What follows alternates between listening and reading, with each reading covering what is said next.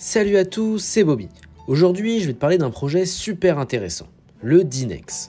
On va voir ensemble le projet, comment le miner sous Windows et sur iOS, et pourquoi il pourrait être intéressant de faire un peu de spec mining dessus. Attention, à l'heure actuelle, ce n'est pas rentable de le miner, mais ça pourrait être une bonne idée de se faire un petit bag de coin et d'attendre une potentielle hausse de son prix. C'est ce qu'on appelle le spec mining.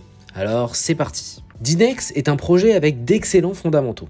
Donc c'est un projet en Proof of Useful Work, donc c'est vraiment le POUW. Ce qui signifie que ton matériel du coup il va être utilisé par le réseau Dinex pour effectuer des calculs qui sont utiles sur la blockchain, plutôt que simplement valider des transactions. On parle ici d'un projet DePIN, Decentralized Physical Infrastructure Network, avec une orientation vers l'intelligence artificielle. Sur Twitter, tu peux voir que le projet est souvent comparé à d'autres ordinateurs. Ils essayent de faire un petit peu des comparaisons avec celui de Google, etc. Et ils montrent régulièrement des cas d'utilisation, notamment pour résoudre des problèmes complexes, par exemple, comme le Salesman Problem.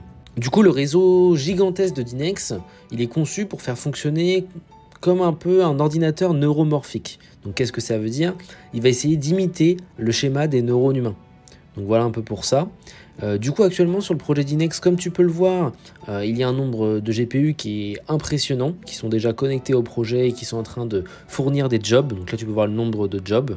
Du coup un des avantages pour ta carte graphique, c'est qu'elle va consommer un peu moins d'énergie que sur d'autres crypto-monnaies, comme par exemple l'Ergo que je t'ai déjà présenté. Donc le Dinex va consommer moins que l'Ergo par exemple, dû à son algorithme, le Dinexsolve.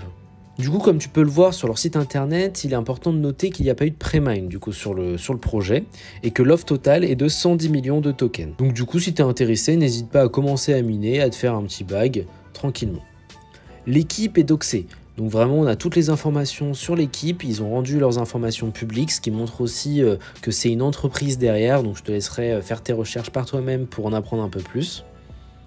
Et du coup, ils ont une roadmap qui est bien définie, que je n'aborderai pas forcément dans la vidéo, mais pareil, je te laisse regarder leur site web pour voir un petit peu ça plus en profondeur. Et maintenant, on passe au prix du jeton Dinex. Donc il est actuellement assez bas, comme tu peux le voir un petit peu sur le graphique, ce qui pourrait peut-être représenter une certaine opportunité de se dire ok, je commence à miner Dinex, il n'est pas encore tellement connu, son prix est assez bas, pourquoi pas me faire un petit bac dessus tranquillement. Surtout lorsque un petit peu là on est dans une période un peu de flou où on ne sait pas vraiment quoi miner, ça peut être un petit peu un coin que tu peux te rabattre dessus, etc. On passe maintenant à la création de wallet. Donc tu vas te retrouver du coup sur le site web de Dinex. Donc la première étape est de créer un wallet. Ce wallet là il va permettre de recevoir les Dinex que tu vas miner et de pouvoir ensuite les envoyer par la suite vers des exchanges que je t'ai déjà présenté pour ensuite échanger tes crypto-monnaies contre des USDT ou d'autres crypto-monnaies par exemple. Tu peux aussi faire le choix de conserver tes Dinex sur leur web wallet. Donc du coup tu peux participer à leur programme d'incitation, donc c'est Incentive Program qui te permettent un petit peu, enfin ça fonctionne un petit peu comme du staking, donc tu vas recevoir un montant de Dinex en fonction du montant que tu as mis sur ton wallet. Donc pour créer ton wallet, c'est rien de plus simple, tu suis les étapes, tu copies bien tes 24 mots qui seront ta phrase de récupération, donc c'est vraiment super important, c'est ce qui va te permettre d'avoir un petit peu un backup au cas où tu perds ton PC, au cas où tu perds ton mot de passe. Si tu as tes 24 mots, tu pourras récupérer ton wallet. Ensuite, une fois que le wallet est créé, on va aller dans la partie réception, donc on va venir récupérer son adresse, donc on va venir la copier-coller, donc on va venir la copier pour ensuite l'utiliser pour le mining. On se retrouve maintenant sur iOS. Sur iOS, tu peux voir un petit peu les différentes parties. Donc là, c'est un petit peu mes différentes cartes graphiques que j'ai actuellement sur le projet. Et nous, on va venir créer un nouveau wallet. Donc comment on fait ça? On va venir cliquer sur la partie wallet. On va faire Add Wallet. On va ensuite cliquer sur le coin. Donc pour le coin, on va mettre Dinex. Ici, on va venir coller l'adresse dans le champ adresse. Pareil pour le name, on peut mettre un petit nom Wallet Dinex Web. Et ensuite, on fait Create. On se retrouve maintenant pour la flysheet. Donc tout d'abord, tu dois choisir le coin. Donc moi, je te laisserai mettre Dinex. Pour ce qui est du wallet, on va venir sélectionner le petit nom qu'on vient de donner à notre wallet Dinex. Pour la pool, moi, je te conseille HeroMiners ou la Gigi-Pool. Donc la Gigi-Pool, c'est une pool française. Et HeroMiners, ils ont un serveur en Allemagne. Donc c'est toi qui vois. Et ensuite, pour le mineur, je te conseille, si tu as des cartes AMD, One Zero Miner. Donc moi, sinon, actuellement, j'utilise BZ Miner. Donc je te le conseille aussi. C'est plutôt un bon mineur. Mais voilà, c'est un petit peu les deux gros mineurs, c'est soit BZ Miner ou soit 1.0 Miner sur le Dynex. Donc pour continuer sur la partie overclocking, tu vas pouvoir créer une profile page pour avoir un résumé de tes overclocking pour cet algorithme-là.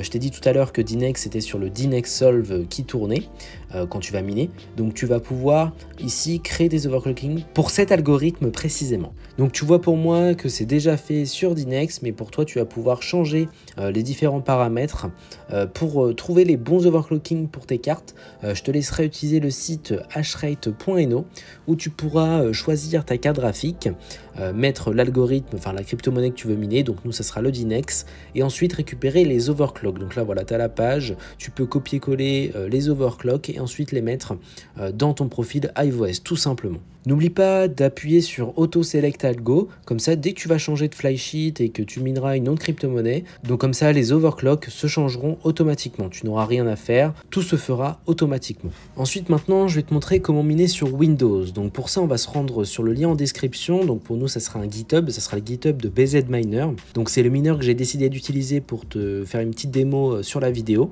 Donc tu vas venir télécharger le logiciel. Une fois que le logiciel est fini de télécharger, tu vas pouvoir le dézipper, donc c'est un petit zip, tu le dézippes et ensuite tu vas venir rentrer dans le dossier et tu vas voir un petit fichier qui s'appelle Dynex. Donc on va venir le modifier et ici on va pouvoir rajouter des informations. Donc nous on va choisir la pool Hero Miners et on va venir mettre des overclocking et notre adresse. C'est les deux seules choses qu'on doit faire sur ce fichier.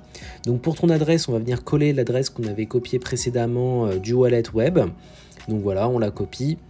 Et voilà, maintenant on a juste à enregistrer, fermer ces petites éditeurs de texte et ensuite on va pouvoir lancer le minage tout simplement. Donc pour le lancer, moi je te conseille de faire clic droit, exécuter en tant qu'administrateur.